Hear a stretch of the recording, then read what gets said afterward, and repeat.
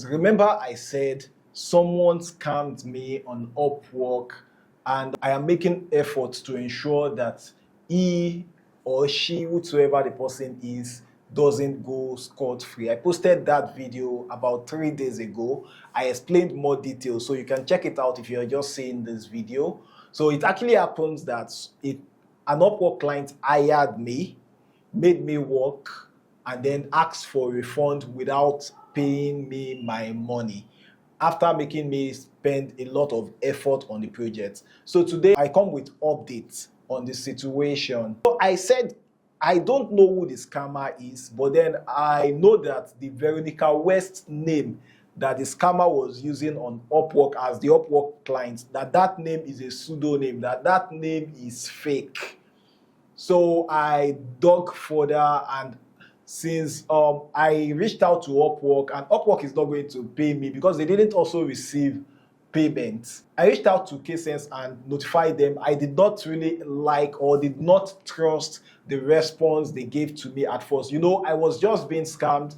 I was suspicious of everybody.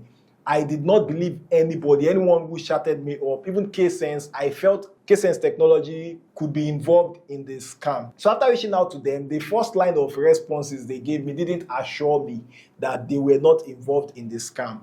So I just locked up and made that first video. Then I jotted down like 10 lines of actions I was going to take against them. And I was contemplating, is it worth fighting for? Is it not? Yeah, it is my efforts. And I'm supposed to get paid for it. If I fight for it, will I eventually get paid? And all of those thoughts. I just wanted that this freelancer should not go scot-free, because if I let them pay me outside of Upwork, I'll be breaching Upwork's terms of service. So David Guthrie messaged me today. Oh, so this is my first message to them. I am Sunday, an Upwork freelancer, and was contacted to work on one of your podcast videos. I work tirelessly day and night to meet the tight deadline set by someone named Veronica West, who I suspect might be using a fake name. This person is surely known by whosoever handles your Kense podcasting editing. After completing the work, and she confirms it was okay, gave me another video to work on. Then she requested refund, fraudulently hacked my account to confirm a refund that I never authorized or something. I recognize your face. That is me talking to David, that I recognize your face because your face is one of the 3 speakers in the podcast I edited. Those of Kense and Kelvin, those are 2 other people in the video. I am reaching out to you privately, hoping you may not be aware of the fraudulent activity. I would prefer to resolve this matter quietly, if possible, before making it public and taking other actions to recoup my hard-earned money. So he responded, which is something I actually acknowledge. Like, I love the fact that he responded, "Hi Sunday, sorry to hear about what happened. We are not affiliated with anyone going by this name. Can you please share a screenshot of the conversation?" So I think he was sincere at this point, but me being scammed, I didn't trust him. Because I didn't trust him. I did not know who Veronica West is. I know that Veronica West is a fake name. So, and I want to know who Veronica West is. So anything that is not taking me in the direction of uncovering who the scammer is not helping me. So I had my set of actions laid out. I was actually contemplating, okay, let me just let this go. Because the lines of action I have against them, like 10 lines of actions, feels, oh, could this be too strong? Should I just let it go? Okay, so I decided to start executing my actions one after the other slowly. The first line of action was that immediately after I discovered that it was a fraudulent transaction, I uploaded all the videos I worked for Veronica West to a spare YouTube account of mine. YouTube is going to sense the videos as mine because it was my effort. So when they post it on their channel, I can take it down. I can decide to claim the money, the monetary, if they eventually get monetized and all that, I can at least take an action on that. Then the second line of action I had was to call them out on social media, on Twitter, on LinkedIn. The third line of action was that I was beginning to speak with my podcaster friends. I've had a couple of friends in the US that does podcasts, people I've worked for in the past that had podcasts in the US, to help me call them out. So then I will add other lines of action. But immediately I posted on LinkedIn, I received a message from David from Kense. Hi, Sunday. I saw your post this morning implicating Kense in the scam you recently experienced.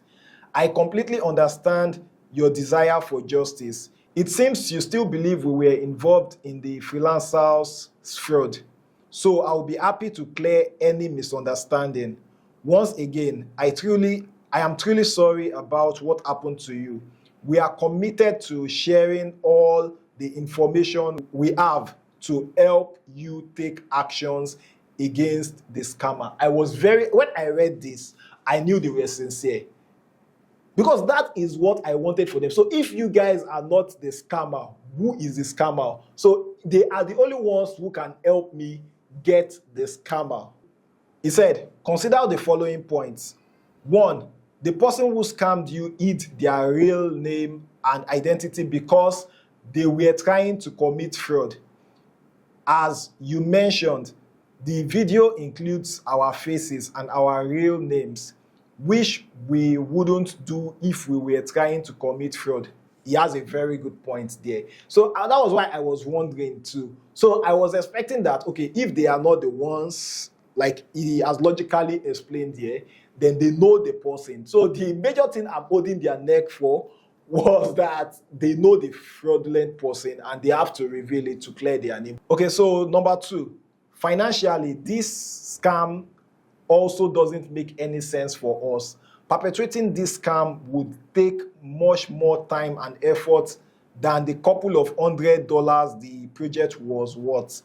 We can prove we funded the project with the scammer for the video editing and later requested a refund from Upwork. We encourage you to reach out to Upwork support and report the fraud. I've done this. So one of these 3 guests on the podcast, when I reached out to him, was asking me to reach out to Upwork. So I was feeling at that point that, the person who defrauded me on Upwork knew the loopholes of Upwork, knew how difficult it is for freelancers to reach out to Upwork and get responses instantly. So I was feeling like, are they playing on my intelligence at that point in time? So he said, I am happy to have a Zoom call with you to show our Upwork account, proving we were not involved. We can show you the transaction history, our messages with the freelancer, original job posting, etc. Man, these guys, okay, here is some additional information about the person who committed the fraud. So this is where we see the eyes of the thief. Like that's what Yorubas call oju ole da. So now let's see so we're able to uncover who the fraudster is. And so he said, here is some information about the freelancer who committed the fraud. We hired one freelancer named Muhammad Faisal Ilyas. Imagine having a Muslim name doesn't mean the person lives by Muslim morals and Muslim ethics. How does this person sleep at night after defrauding another freelancer? Although, let's see what happens to him in the long run. When you reported the fraudulent subcontracting of the job, Upwork investigated and Muhammad's account was permanently suspended from Upwork. What a joy! Whoa! Man, of everybody you could defraud, of everybody you could scam on Upwork, you chose me. And I think it's just God at work. When a thief is about to be caught, he would go and steal in a place where they would catch the person. I am actually pained by the fact that I put in a lot of work and didn't get paid. Let me say, I'm actually happy that at least I know the fraudster. So let's read on. Complete the job and communicate only with him. When you reported the fraudulent subcontracting of the job, Upwork investigated and Mohammed's account was permanently suspended. Yeah, I'm so happy about that. You messed with the wrong guy, Mohammed. I'm including some screenshots to provide you with additional context. Man, David, I loved. Now you did a very good job. Like I'm so happy you were able to help with this, and now that has actually vindicated Kense. Now I'm actually going to take actions against Mohammed, or if it's worth it. I don't know the satisfaction I just get from the fact that now I know. I'm going to show you more detail about Mohammed as we go on. Additional context. In this case, we were both victims of fraud, which is actually true. Upwork was a victim. Kense is victimer. I am the victimist in the fraud. Let's take a look at the screenshots. This is David giving me a thumbs up for reporting. I still think he was actually psyching me up because at this point in time I did not trust him. So this is a conversation. This is a conversation between David and an Upwork agent. The video editor we hired was permanently suspended on Upwork for fraudulent activities. David told Upwork the real name of the freelancer that he hired to edit the video. The freelancer he hired who now subcontracted the job to me and not pay me. So the name of the freelancer is Muhammad. Oh, the guy's name even has mad in it. The guy must be very mad. Muhammad. Although apologies to other reasonable Muhammads or Muhammads out there, but this particular one is bad. Muhammad Faiza. David is trying to get a refund for the money he has paid to the guy. Maybe he has other projects that the guy didn't complete. I don't know. David also shared some of the instructions that they shared with Mohammed Faiza Ilyas. So this is an evidence that David and Mohammed, they are actually in talks. They are actually in talks. All these instructions that he got from them, he copied and sent them to me. So I'm familiar with some of these messages. Oh, this is the Upwork profile of the fraudster. I'm happy that I'm able to get to this point in this case. So this is the Upwork profile and this is the job. The person doesn't even have a good feedback. So now I look at the original job post that Mohammed applied for. Mohammed is from Pakistan. I also saw his picture on LinkedIn. We're actually going to dig him out and check. Probably, maybe if I have more time, I might actually reveal more information about him or just deal with him personally or let him be. Okay, so this is the original job post that they posted. Do not contact us outside of Upwork in capital letter. Why? So at first, when I saw this, I was thinking it is Mohammed that posted this. Do not contact us. Maybe because he's trying to cover his dirty work. This actually raises some suspicion. So searching for the fraudster on LinkedIn. Graphics and video artists, video editing. If you cannot edit a video, must you offer the service? So what he's trying to do is probably drop service. He should have been honest. That would have helped him. Honest to the platform, honest to the client, and honest with me.